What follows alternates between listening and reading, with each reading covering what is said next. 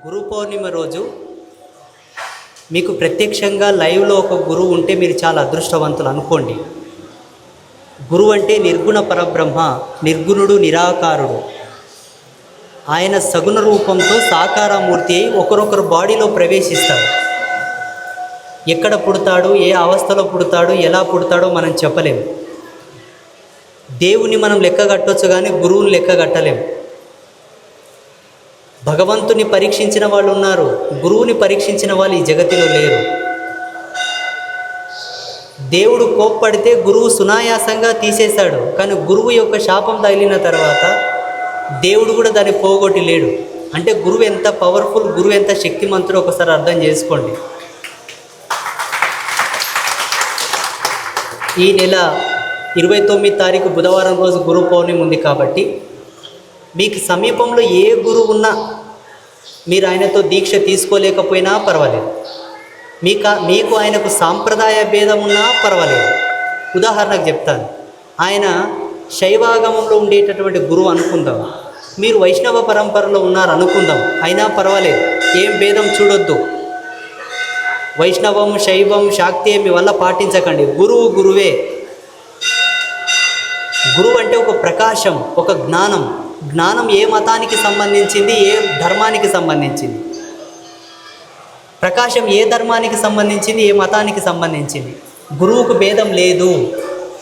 మీ ఇంటి పక్కల, మీ ఊళ్ళో, మీ మండలంలో, మీ జిల్లా, మీ రాష్ట్రం, మీ తాలూకా, మీ డివిజన్లో ఏదైనా ఒక గురువు ఉన్నాడు అనుకోండి. ఒక పీఠం ఉంది, ఒక మఠం ఉంది, ఒక ఆశ్రమం ఉంది అనుకుంటే ఒక రోజు ముందే నీ భార్యతో చెప్పు, భార్యలు భర్తలతో చెప్పండి, ఏమే రేపు గురు పౌర్ణిమ 3 గంటలకు అలారం పెట్టుకొని లేతాం, చక్కగా స్నానం చేసుకుందాం, ఏదైనా టీ, కాఫీ, టిఫిన్ చేద్దాం, పూలు, పళ్ళు, ఒక పంచ, మనకు తోచినంత ఇంత ఏదైనా దక్షిణ ఓ 11 రూపాయల, 20 రూపాయల, 50 రూపాయలు తీసుకొని మన మనం అందరం పోయి ఆ గురువు పాదాలకు అంకితం చేసి దండం పెట్టుకొని ఆయన యొక్క తపస్సు, ఆయన యొక్క అనుగ్రహం, ఆయన యొక్క మహిమ, ఆయన పరంపర పరంపర పరంపర వచ్చినటువంటి ఆ డివైన్ పవర్ మన వంశానికి అవసరం. ఏమో ఏ క్షణమున, ఏ రోజున, ఏ సంవత్సరం, ఏ గండం ఉండదో, నా ఇప్పున ఉందో, నా పిల్లల ఇప్పులో ఉందో, ఎప్పుడు ఎవరికి ఏం జరిగేదో తెలియదు. పుణ్యం అనేది ఈపున ఉంటేనే అవి తప్పిపోతాయి. కాబట్టి వెళ్ళి ఆ గురువుతోనే పోయి మనం నమస్కారం చేసుకొని వస్తాం. ఇది గురు పౌర్ణమి.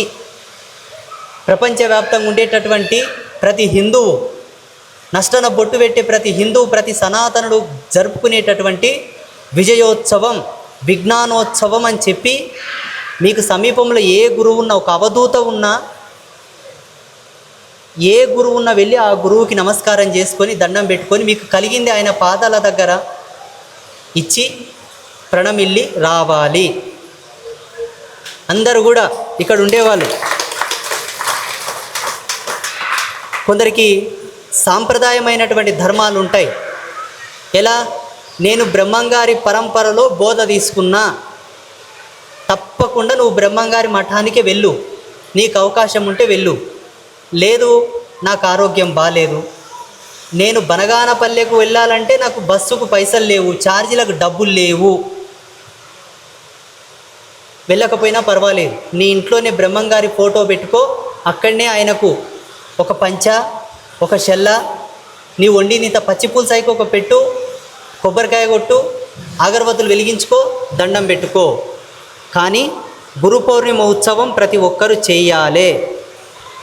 నేను రామానుజాచార్యుల వారి పరంపరలో ఉన్నాను. ఇక్కడ మనకు ముచ్చింతల దగ్గర చిన్నజీయర్ స్వామి వారు ఆశ్రమం ఏర్పాటు చేశారు, చాలా గొప్పగా, భవ్యముగా. అక్కడ జీయర్ స్వామి దగ్గరికి వెళ్ళి అక్కడ దండం పెట్టుకోండి. నేను శంకర పాదుల వారి యొక్క పరంపరలో ఉన్నాను.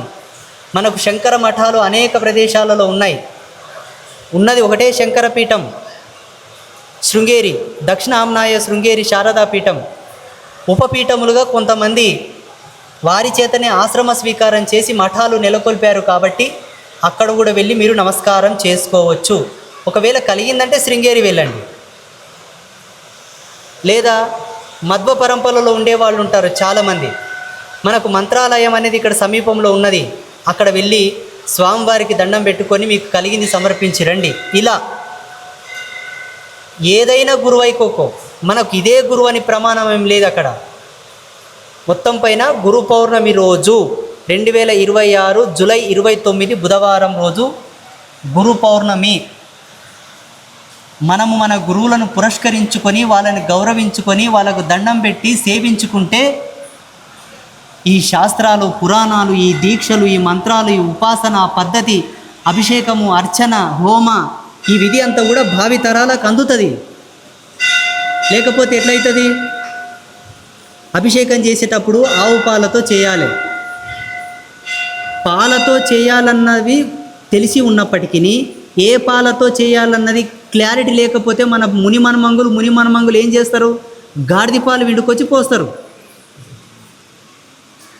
ఆధ్యాత్మిక వారసత్వం అనేది ఎంత గొప్పదో మీకు తెలియదు. మీరు ఆస్తులు గడిచిస్తారు, ఆస్తులు ఎవడన్నా వేసుకొని పోతాడు. కబ్జా చేయడానికి ఒక నిమిషం కాదు, కానీ జ్ఞానం కావాలి మనకు. ఏ జ్ఞానం నశ్వరం కానిది?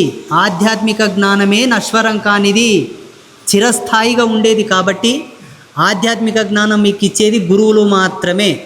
అటువంటి గురువుల కోసం ఒక దినం ఇచ్చింది మనకు సిద్ధాంతం, శాస్త్రం. అదే గురు పౌర్ణమి. దానిని ఆషాఢ పౌర్ణమి అంటారు, వ్యాస పౌర్ణమి అని కూడా అంటారు. ఆ పౌర్ణమి రోజు మీకు సమీపంలో ఉండేటటువంటి ఆశ్రమాలకు, మఠాలకు, పీఠాలకు వెళ్ళి ప్రణమిల్లండి. లేదా మీకు సమీపంలో ఏదైనా సాంప్రదాయబద్ధమైనటువంటి గురు మందిరములు ఉంటే, సాంప్రదాయబద్ధమైన గురువు యొక్క దేవాలయాలు ఉంటే దండం పెట్టుకోండి, పూజలు చేయండి. బాగా గుర్తుపెట్టుకోండి, సాంప్రదాయబద్ధమైన దేవాలయాలు. మీకు గురు పౌర్ణమి అంటే ఒకరే గుర్తుకొస్తారు, మీకు గురువారం వస్తే ఒకరే గుర్తుకొస్తారు స్టేటస్ పెట్టడానికి. అర్థమైంది అనుకుంటే అందరికీ.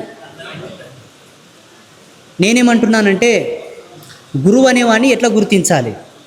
ఆయన సాంప్రదాయాన్ని పాటించాడా లేదా అది పక్కకెట్టు, ఆయనలో సాంప్రదాయం కనబడిందా లేదా.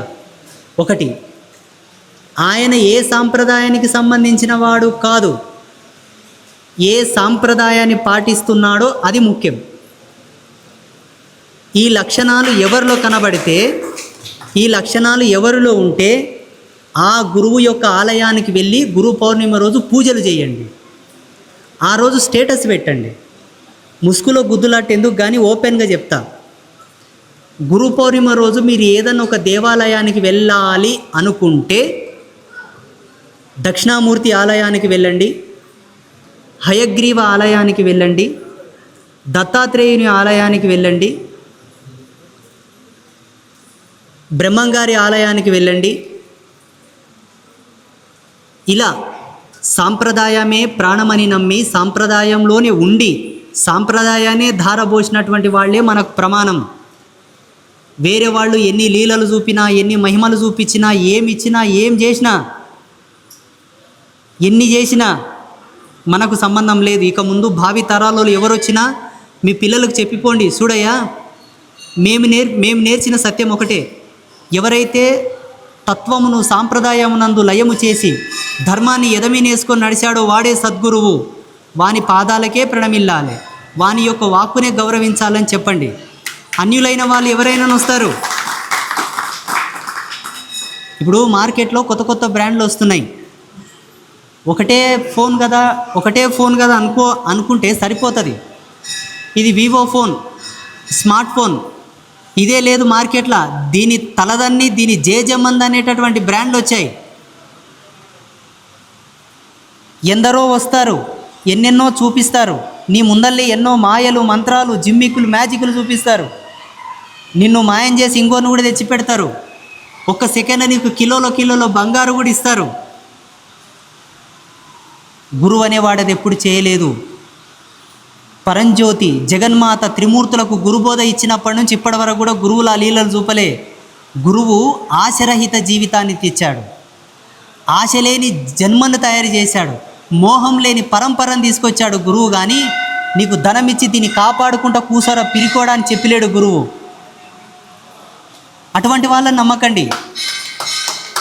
మీరు గురు పౌర్ణమి రోజు కేవలం నేను చెప్పినటువంటి దేవతా ఆలయాలకు మాత్రమే వెళ్ళండి. దేవతలు వాళ్ళు గురుత్వం నుంచి దైవత్వాన్ని పొంది దైవత్వంతో కలిసినటువంటి వాళ్ళు. అందుకే అటువంటి దేవతల యొక్క స్టేటస్లు కూడా పెట్టండి. గురువారం వస్తే ఇట్లా ఆన్ చేస్తే గురువారము వాట్సాప్ నిండా ఉంటాయి స్టేటస్లు. అసలు భూమి పుట్టినప్పటి నుంచి గురువులే పుట్టిలేరు అన్నట్ల, భూమి పుట్టినప్పటి నుంచి గురువులే లేరు అన్నట్లు వీళ్ళే కొత్త గురువులు వచ్చినట్లు తయారైపోయింది మొత్తం.